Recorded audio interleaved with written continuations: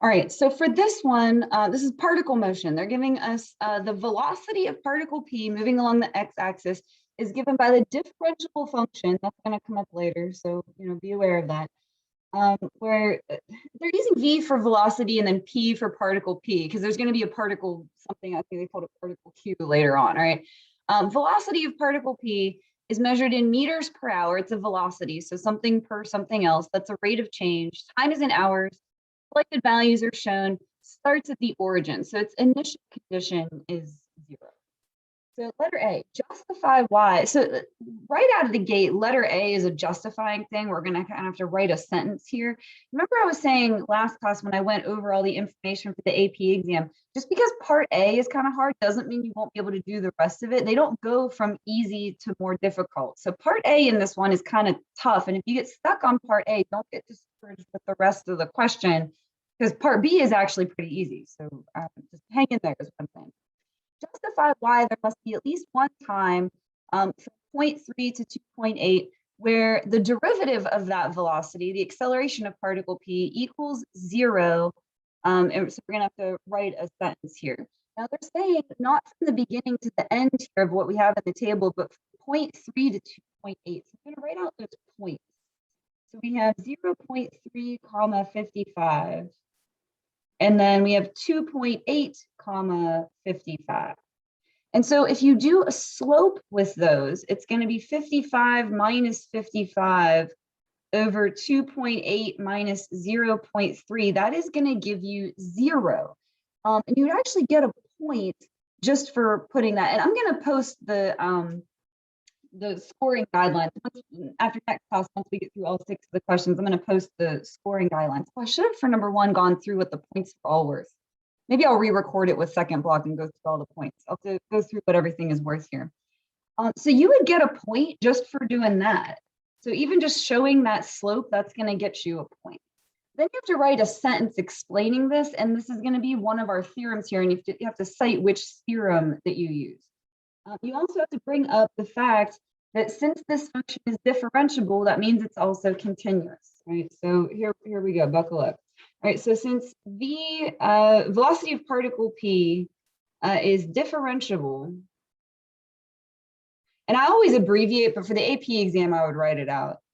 Since that function is differentiable, it is also continuous. So let me ask you guys what theorem you think this is. I'm going to tell you, but does anyone know what theorem it is? And we can abbreviate the theorem. You don't have to write that whole thing out. Think back to the theorems. Does anyone remember which theorem this is? I just want to throw the question out and see if oh my gosh, nice job, you got it. Mean value theorem. Mean value theorem says that if your average, whatever your average rate of change is, your instantaneous rate of change has to equal that at some point on here. So this is our average rate of change, which is our slope. So by mean value theorem, we have to have a point where our instantaneous rate of change is also 0. Nice job, right? But your function has to be continuous differentiable. So since the function is differentiable, it is also continuous. So by mean value theorem, there must be, and I usually just recopy what the problem says. There must be at least one time t for 0.3 less than or equal to t less than or equal to 2.8, at which the derivative equals 0. So you can, basically throw their words back at them. I know that's like a lot of a sentence to write there, but half of it was recopying the question. Really, the only things that I added to that were the fact that the function is continuous and differentiable and that we're using mean value theorem, and I showed this slope. All right, let me see. I'm going to have to fold the paper over here so I can see the whole thing. Let's read letter B. So letter B, which actually in my opinion is easier than letter A, because you don't have to write a sentence here, use a trapezoidal sum with those 3 subintervals to approximate the value of the integral from 0 to 2.8. So again, we're not going the whole way through the table here. It's only from 0 to 2.8. And remember all these sums, like the left sum, right sum, trapezoidal sum, midpoint sum, those are approximations for definite integrals. All right, so buckle up, here we go. Trapezoidal sum. Trapezoid has a 1/2 in the formula. It's 1/2 times the height, which is the length of the subinterval. So for the first one, 0 to 0.3 would just be 0.3. And then you add the bases together. So 0 plus 55. Plus, all right, the next one, 1/2. Now the next height, it's going to be from 0.3 to 1.7. So that's going to be a distance of 1.4. And then add the bases together, 55 plus negative 29. So I'm just going to write 55 minus 29.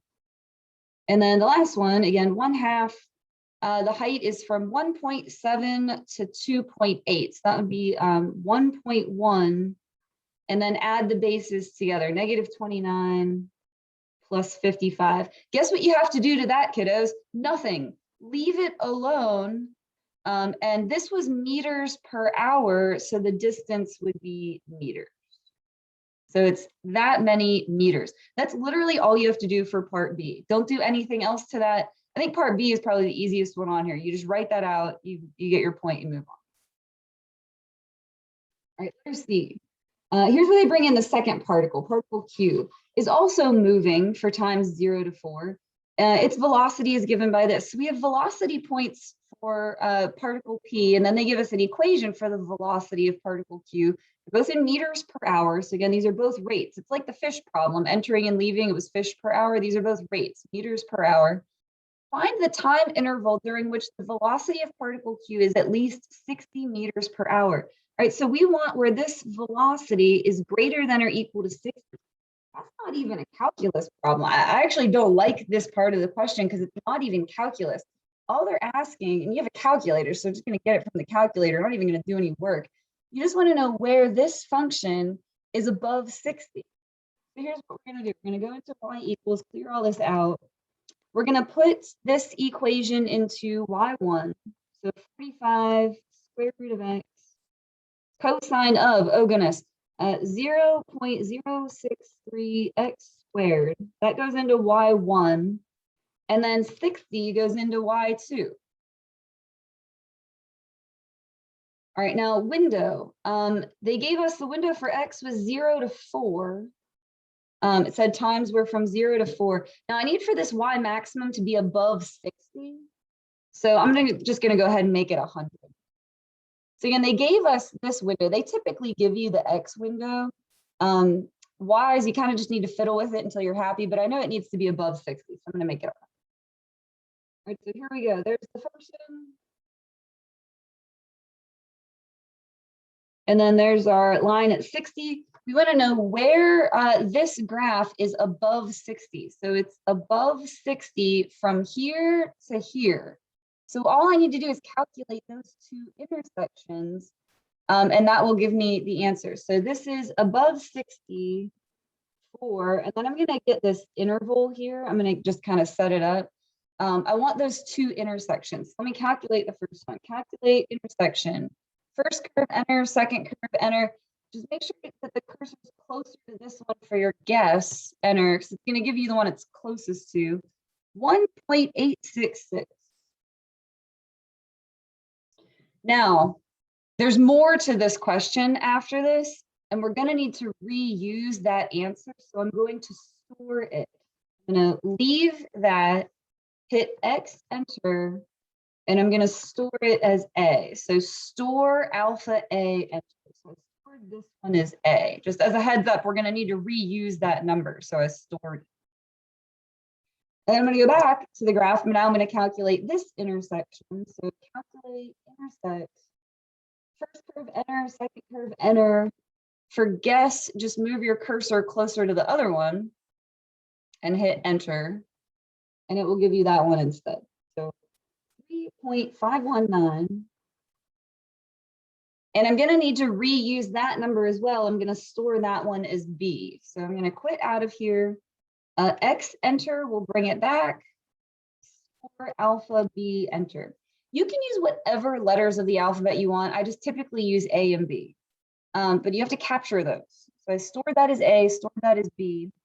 And then the next part of the question says, find the distance traveled by particle Q during that interval where it's above 60 meters per hour. So we want to find the distance traveled on this interval. So that's going to be the integral from A to B. Now you can't just put this velocity in there. If you want total distance, hey guys, I'm going to throw a question at you guys. If you want total distance, what do you have to put with your function? Because if I just put this function in here, that's going to be displacement. We want the total distance traveled. So what do I need to put in there to make it be total distance? And good, I had someone get it. Nice job. Good, you're going to put an absolute value around it. And I would just write velocity of particle Q. I would not write out this whole thing. Now you're going to need to type that. But it's faster and easier to just write velocity of Q. All right, so anyway, that's why we had to store those values, because I'm going to use them again here. And if you do not store them, your final answer will not be accurate. All right, so we're going to do integral from A to B, absolute value of this function, 45 square root of x cosine of 0.063x squared. Again, they are not going to give you nice functions. They are going to be these messy things. And then dx, this might take it a minute. Oh no, actually it was pretty quick. All right, 106.108 meters.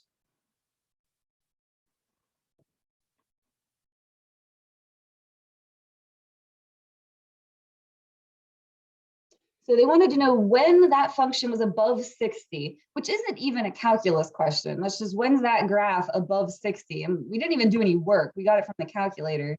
But you do have to store those. And then we did integral A to B of absolute value of that function to get the total. So that one sounded real intimidating. And aside from some fancy calculator button pushing, we really didn't do anything. I actually, in my opinion, I think part A was more difficult because you had to do, this whole explanation. Anyway, that's my opinion. All right, and then last part here, part D. At time 0, particle Q is at position -90, so that's the initial condition for that. Use the result from part B. All right, so I'm going to go back to that. And this function that they gave us, velocity for Q in part C, to approximate the distance between the particles. Do you guys remember the gopher and the monkey problem? Do you remember they were moving towards each other and then we found like how far apart they were from each other at a certain point? What you're going to do is find where both of the particles are, just less interesting because they're not calling them a gopher and a monkey. You're going to find where they are and then subtract those distances to find out how far apart they are from each other. So first let's do particle P. All right, particle P. We did that in part B. This right here, that number of meters is where particle P is. Remember, particle P didn't have an initial condition. It was at the origin. So its initial condition was nothing, right? It started at 0.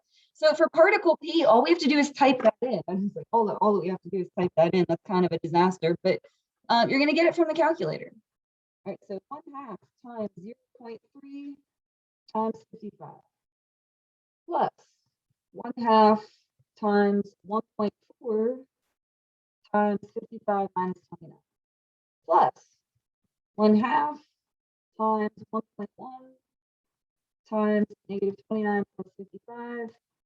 Ooh, 55, there we go. Make sure you don't mistype anything. Enter, and that gives you where particle P is. So 40.75 meters. So again, all I did was just type that in. We had already done it back in part B. I just had to type.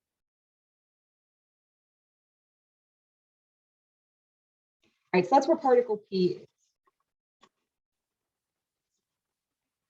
Now, particle Q has an initial condition.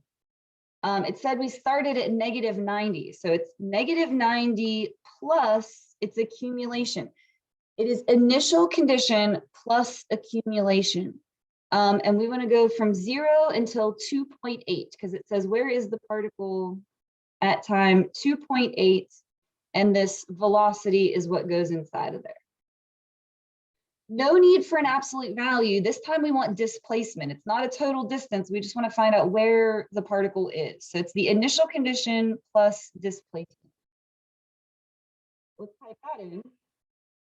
So -90 plus integral from 0 to 2.8 of that awful function one more time.